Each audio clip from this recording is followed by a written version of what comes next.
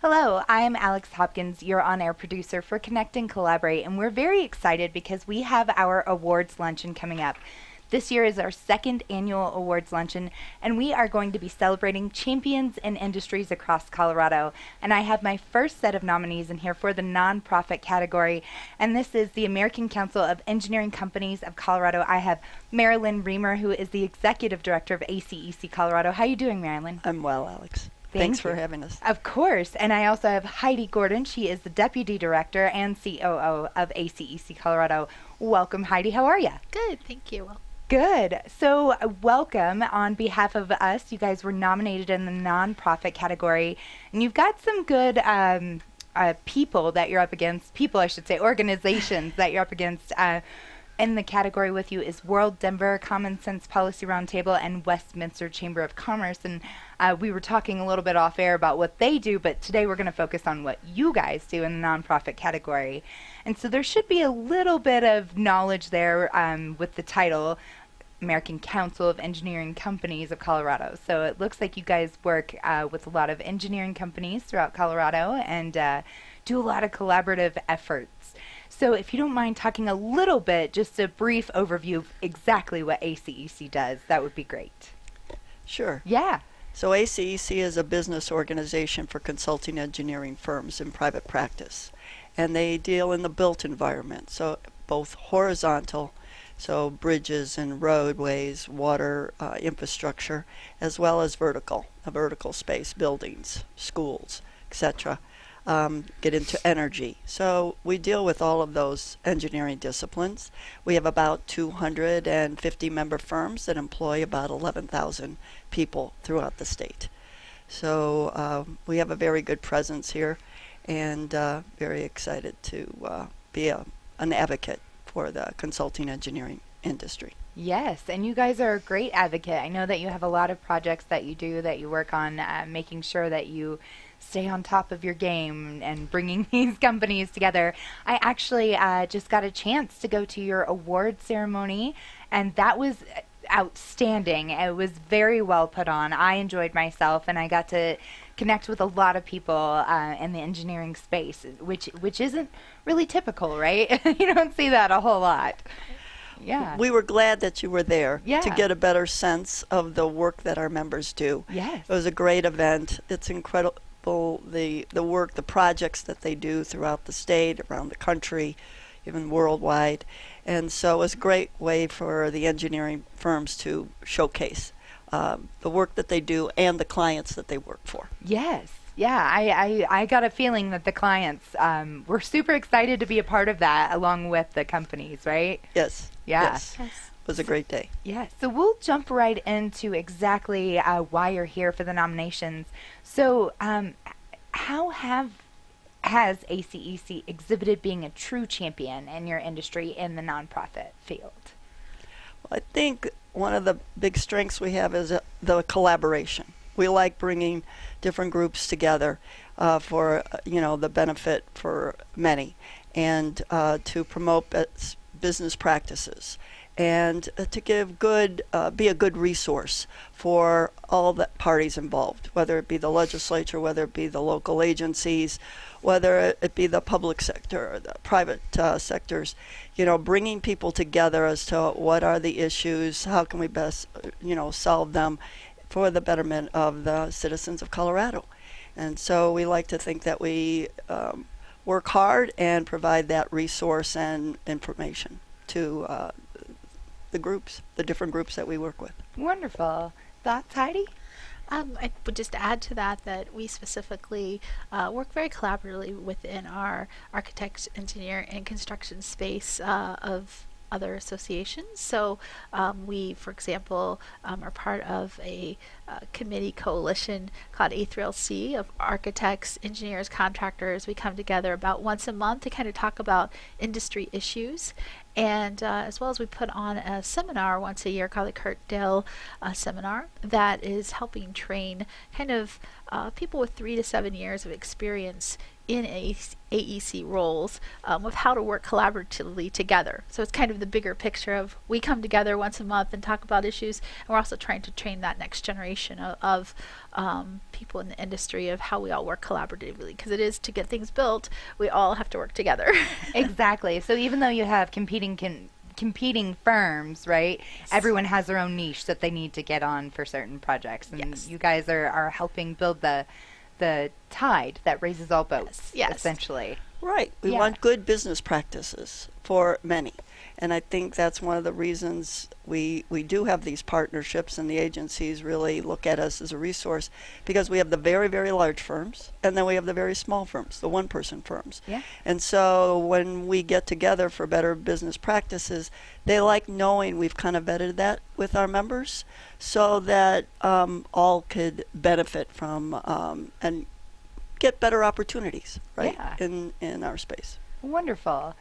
So we again are talking champions in industry here. So I know that whomever nominated you had a project in mind, or an event that you had that they thought made you a champion in the industry.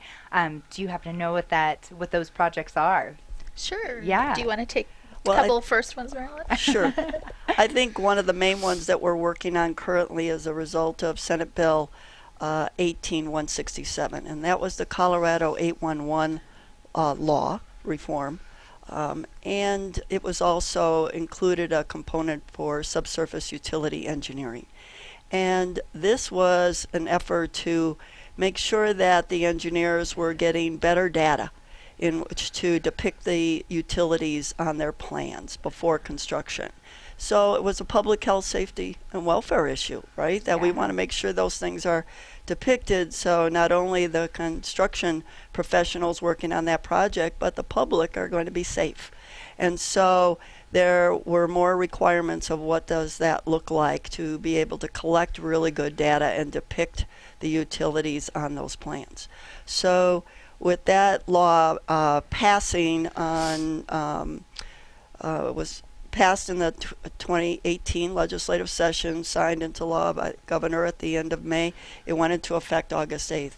Well, since that time, we've put on, I think it's about 5 trainings throughout the state, along the Front Range, but also the Western Slope, to educate the engineers as well as the local agencies on what that law means. And we've done it in partnership with the Colorado Department of Transportation and Colorado 811. And we're really expanding that hopefully we're doing more with American Public Works Association to get the local agencies to understand the implications of that law and what the requirements are, so those projects can move forward. It will be a good thing for not only safety, but for engineers to be able to depict those utilities better on their plans, and which will actually save the taxpayers a lot of money on their projects, because more work is being done up front to have good plans to be able to have a good project. Yeah, absolutely. So I would imagine that that's been a very successful project that you've got going on. Are you getting good feedback? Real good feedback and great attendance. We are pretty much selling out all of our trainings. We had another one of those 5 that we already had scheduled. We probably trained, I think, over 300 people. And then we have another one that is going to happen this week, and we're going to be training another 125 people. And so it's had good results, good feedback. The feedback in particular is they all realize, and this means engineers as well as the agencies, that this is going to be good for projects. This is a good law that is going to make better projects and safer environment in which to work in those projects. And it's amazing that you're selling those out, because nobody likes to do training, right? It's never like a fun time. Yeah, it's been great that the word has finally gotten out to a broader group. It takes time to do that. But we've gotten very good response, not just from, like I said, the engineers, but the local agencies who work with the engineers, because in most cases they're contracting out with the engineers. This gives the agencies a better idea of what the new requirements are about. That's awesome. What other projects do you have that make you a champion? So I think the project that we've been working on this past year that our nominator had in mind, Marilen gave an example of one of the things that we tried to demonstrate with that project, which is a public awareness campaign, and having regular monthly shows on Colorado Business Roundtable really is helping us express to the public what everyday engineering looks like, kind of in that invisible world. So the subsurface utility is a perfect example of what the public, and me as a layperson too, doesn't really see or understand or know about until you start hearing about it through a radio show, or we've had discussions on transportation and water, qualifications-based selection recently, and we have a whole variety of other shows coming up that again are trying to show how our members who are consulting engineers are really those stewards in the community and doing things behind the scenes as well as things that people can see, like somebody designed that sidewalk, somebody designed that parking lot, not just the roads and the structures, but really making them see kind of that invisible world again. Yes, and I am the host of that show, so I have a good inside track on that. And I have to tell you, I was delighted when we were able to come up with the series, and I felt silly at first because, again, layperson, I'm not in the engineering world. I don't know what I'm going to ask. And so the nice thing that we were able to do is that I can ask those seemingly dumb questions, right? That the engineers are like, really? That's what you picked to ask? And it's like, yes, because I don't understand it. And so it is a great way to get into that in-depth world of engineering and how we can demystify how complicated it is. Yes. And I think one of my favorite things so far has been realizing where engineering is. It's everywhere. Yes. Right. It's amazing. Right. There's so much that I did not know before, and I'm excited to get more into that series because we're only on episode 3 right now, so very excited for it. Yeah, and we appreciate that opportunity to show engineers are really about improving our quality of life. Yes, all the time. Yeah, they're not a malicious group of people. No. No, they're actually pretty humble, which is back to the award ceremony, that it takes a lot for us to convince them that they have incredible projects, and we want to showcase and help them toot their horn on the good works that they do, because that's not their nature. No, and what's funny is, so I, again, got to go to those awards, and it was really amazing. But you had everyone's projects displayed, just a little billboard of showing what they did. And while I would talk to people, nobody would talk about their projects, and so I would have to go read about them because they didn't want to. It's hard to pat yourself on the back, right? It's a project. I did it. That's my job. I've moved on. Yeah. Do you know what you did with this project? Do you know how much money you saved? Do you know how many people you've given extra convenience to? Come on, Right. Yeah. Oh, a pretty humble group. Yes, absolutely. That just tries to do their best. Yeah. And they do incredible work, and we're happy to be advocates for them. Yes. Any other projects here that come to mind that really stand out for you guys? The transportation training. Do you want to talk a little bit about that, Marilen? Right. We have an upcoming transportation training that's on March 5th and 6th, and we do it in partnership with the Colorado Department of Transportation, and this year with the American Public Works Association. And we're pleased because this again is going to be focusing on best practices, lessons learned from projects, what's the best way to deliver projects. There's so many different projects that are out there, but what is the most cost-effective, best way to deliver them? Everything is not done the same way. You're trying to find the best way to do it. So we share business practices, and we share the collaboration. The state has a certain way of doing it, or the laws. And how do we help the locals understand some of those requirements, whether it's be environmental requirements, new best practices, the engineering side. So this opportunity to bring the industry together to talk about those best practices and what can we learn from each other to make things better, save time, again, health, wellness, and safety is a big part of that. So we have that every year, and it's a 2-day and a lot of educational sessions to bring people together who are working on these projects together. Wonderful. So is this isn't your first year doing this? No, I think this is maybe our 6th year or so of doing it with this partnership. So what kind of, obviously it's been successful or you wouldn't keep doing it. What kind of info are you getting back from your audience members at this event? They really enjoy it. We have grown from, I wasn't there the first couple of years. 250 people. To now we about at 425 to, 450, just depending on if you count. We have 2 days that we do the conference, and so we have split attendance on some of those days. So the one day we had about 450.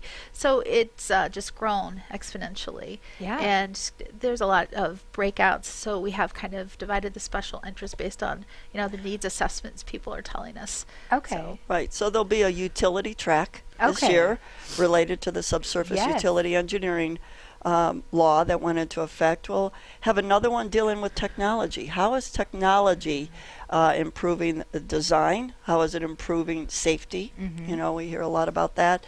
There'll be also workforce. Our workforce is changing, and what does that look like for the engineering firm or even the agency's workforce? What does that look like, and how do we work better together?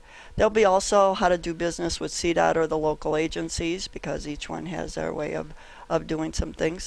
So those are some of the topics. We're still in the planning stages for it, and so we expect to have that more fully developed very soon. Yeah, that sounds great. And the technology piece, right? That's every day there's something new that comes up in the technology world that I'm sure helps engineers all across the board. So that's amazing. I love that you guys do that. I had no idea about that one. I'm going to try to attend that too. Yes. That would be great. So yeah, it's we have the projects here that make you a champion. What else is on your horizon just for you guys that you're excited about?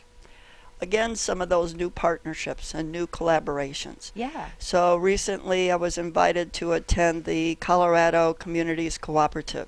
So again, that's state and local agencies coming together to talk about climate change in the state. So, of course, with anything related to that, engineers are going to be engaged in that conversation. So I was pleased to be invited to, help be part of what might be moving Colorado forward in that space. Yeah. And the other is we hope to do more with the Colorado Technology Association, because back to the technology side and smart cities that plays a big role. So how do the high-tech companies work with consulting engineering firms and the local agencies and state agencies to produce those smart cities? So to me, that's pretty exciting. And also working with the Colorado Technology Association, because I believe our member firms are going to have more of their high-tech personnel as part of our member firms.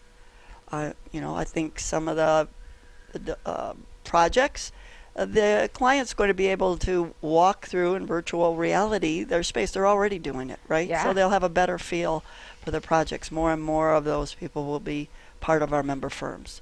Data is a big deal. So again, data, people related to the data field will be also part of our firms, more so than they have in the past. So that dynamic is changing, and we're glad to be part of that. Yeah, that's exciting. Cutting edge. Yes. In addition to the collaborative things that we have coming up, I think also serving our members' needs, we have about 60 enrollees every year in our leadership development program. So we have their graduation coming up in January for this past year. We also, have our annual awards coming up in April, and recognize and honor different members. But we have a new program that we're focusing on business practices and how to better serve our members kind of in risk management issues, legal things of those natures that are business practices. But we have a couple of new programs on the horizon, and we do things beyond just Metro Denver. So we do try to serve our members, and we do things collaboratively as well with, again, the general contractors, the architects, outside of Denver. So we try to be we are a statewide organization, so we try to make the face-to-face visits there. So we have a lot of those things coming up in the months ahead. Nice. Talk a little bit more about the leadership program. I think that's lovely. And you have 60 enrollees every year, and they graduate in January. Is that? Yes. Yeah. Currently we have 3 levels. We have 2 level 1 classes. They are limited to just over 20 people each, and we fill those up. There's definitely a need. We limit how many people from each firm, so it's not too one firm heavy or anything. But there's about 9 different sessions that they learn anything from interpersonal skills, again at different levels, but the content's kind of interpersonal skills, to finance, to again risk management, working with clients. So a lot of what people call soft skills, but I think are hard skills. So sometimes, to just master. So they're kind of on that track, and they have been tagged by their firm or identified by their firm as being somebody who's going to probably grow within that company in that space. So it's a real, I think, privilege to be picked to be sent from your firm to go to one of those classes. And again, it's the same class sticks with it for 9 months. They take a couple of months off in the summer. That's the lack of the 12 months, and then we do a graduation and keynote address kind of in January. So Yeah. And because we're the business side of engineering, that's our focus. It's to help those younger engineers to move from the technical side into more of the business side, right? Right. So this is where we feel this is an important role we play to help them with those kind of business courses or interpersonal skills that they didn't get in college. They're focused on the engineering classes. And so we're glad to be able to provide that for our member firms and for those next gen leaders, that they have those courses, and it's an ongoing, it's progressive from a pre-supervisory level to a supervisory to a management level. So we're very excited to be able to expand that for our members. Yeah. And one of the most exciting things that goes along with this leadership program, for me personally, is we actually have a new training center in our suite or our building, so that we can actually have those leadership programs now in our offices, and we can seat about 40 and just have the whole new training center, which is something we've wanted to develop for a very long time. So we have even more programs than just the leadership there, but that's kind of a nice thing to also, as you were talking about the boards for the awards, we have those on display all year in that room. So again, it's very inspiring to kind of be among their projects and such. So. Oh, I would imagine. Yesterday was the first day that we held these trainings in our new training center, and they were very excited in the space. It was more conducive to learning, but they also appreciated seeing all those projects, and some were with firms that had submitted. Some were at the awards program, some were not, so they were glad to hear the results of the awards program that we have. So I bet they were. So I said, now it's your turn. Go back to the firms and say, for next year, I'd like you to submit my project. Yes, exactly. Well, and it gives you a little bit of confidence, right? That's a huge part of the leadership program, I would imagine. You've mentioned so many reasons to become a member of ACEC, whether it's this leadership program that you've got, the collaborative effort that you have working with firms all across Colorado, the outreach that you have, even just an award ceremony with good food, right? There's really, but I'm going to ask you one last time, what's a good reason besides those others to join, to become a member of ACEC, and what criteria do I need to have to become a part of ACEC Colorado? Well, I'll go to the criteria first, and then you can say some inspiring words too, Marilen. The primary criteria is one of the engineers in responsible charge must be a licensed professional engineer, PE, within the state of Colorado. From there, then, we make sure that the firm fits kind of the consulting engineering role. And I would say that, there's all these opportunities as a member, but it's also working collaboratively with your peers, because we do, we have a lot of committees, and there's a lot of opportunity, like planning these different programs and events, and getting that seat at the table, we say, that we provide as our relationships as ACEC Colorado, that it might not be so easy to do on your own as a business owner. We kind of set up those opportunities for you and how involved you want to get in having that seat at the table. Yeah. And I love the opportunity, or when I see member firms come together for a number of our, whether it's on committees or at our meetings, of how they want to help each other and raise the bar in their businesses. They have so many lessons learned to share, and they're so willing to do that. So if somebody's had an issue, there's somebody else that we know, and I'm happy to refer them to that person or people, so they get different perspectives on how to improve their business, right? And also the other is the teaming opportunities. It also gives me satisfaction when someone says, I'd like to talk to you about this project. I'd like to see if we can work together on this project. And they get to know each other better in the environments that I think we help create. Wonderful. Well, thank you so much, ladies. It's been a pleasure having you on, and best of luck to you at the awards ceremony on December 3rd. Be sure to sign up for that event if you have not already at cobrt.com/events. Like and subscribe to our YouTube page while you're here. Have a wonderful day. Thank you. Thank you so much, Alex. Thanks.